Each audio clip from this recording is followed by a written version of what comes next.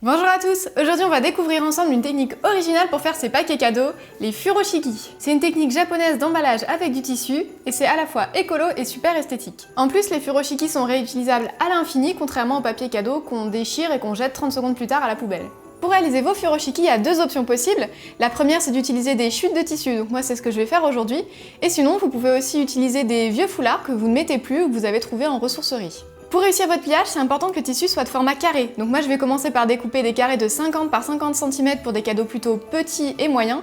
Et puis j'en ferai aussi un de 70 par 70 pour les cadeaux plus volumineux.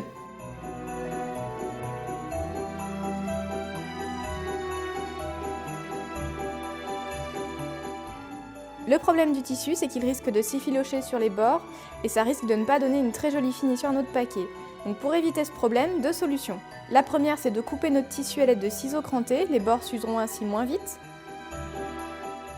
Ou alors, on peut également faire un ourlet à la machine. Donc dans ce cas, on va découper le tissu avec des ciseaux traditionnels.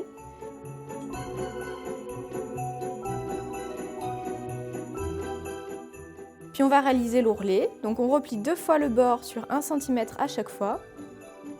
On épingle au fur et à mesure.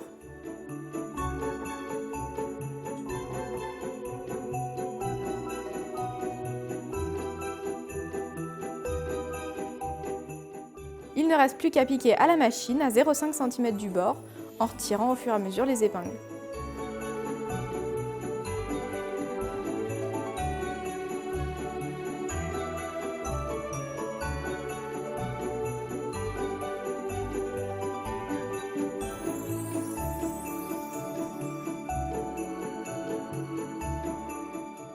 Et voilà, maintenant que nos tissus sont prêts, on va pouvoir regarder 3 techniques d'emballage en fonction de la forme et de la taille des cadeaux qu'on aura. La première, c'est le passe-partout qui vous permettra d'emballer des objets carrés ou des livres par exemple. On étale notre tissu motif contre la table, donc avec l'envers visible. On replie deux pointes opposées. Puis on rabat ces deux côtés sur l'objet.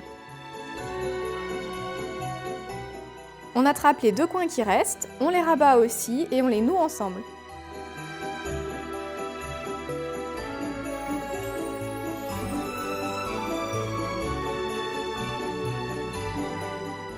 Et c'est déjà fini. On peut passer à la deuxième méthode qui sera parfaite pour emballer un objet rond ou une bouteille. On déplie notre tissu sur la table, toujours avec l'envers visible. On positionne l'objet ou la bouteille allongée au milieu. On replie une des pointes sur le côté de la bouteille, puis on roule pour emballer l'objet.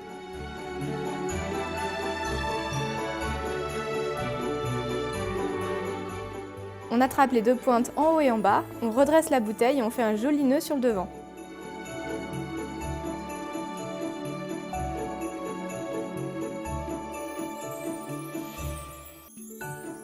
Allez, on passe à la troisième et dernière technique, pour des cadeaux qui seront un peu hauts ou qui auront des formes un peu moins géométriques. Comme pour les précédentes méthodes, on étale le tissu motif contre la table, on positionne l'objet au milieu, on attrape deux pointes opposées, qu'on fait se rejoindre et qu'on noue en double nœud.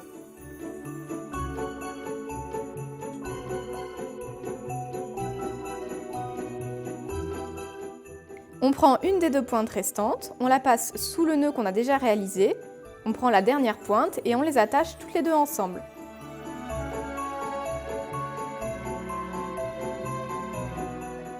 Ça va donner un deuxième nœud qui sera légèrement décalé par rapport au premier.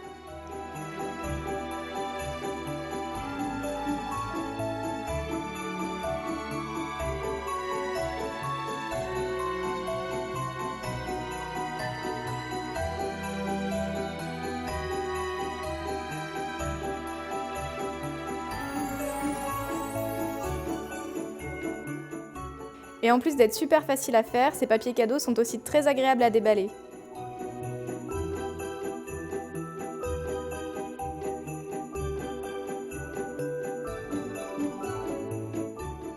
Et voilà, vous savez maintenant comment faire vos furoshiki. Lorsque vous offrirez le cadeau à la personne, n'hésitez pas à lui expliquer la démarche du furoshiki et puis l'encourager à le réutiliser lorsqu'elle aura elle aussi des paquets cadeaux à faire. Comme des paquets cadeaux traditionnels, vous pouvez bien sûr les décorer, donc pour ça vous pouvez utiliser des petites branches de sapin, mettre une étiquette avec le nom de la personne ou encore utiliser des petites décorations de Noël. Merci beaucoup d'avoir regardé cette vidéo et à tout bientôt.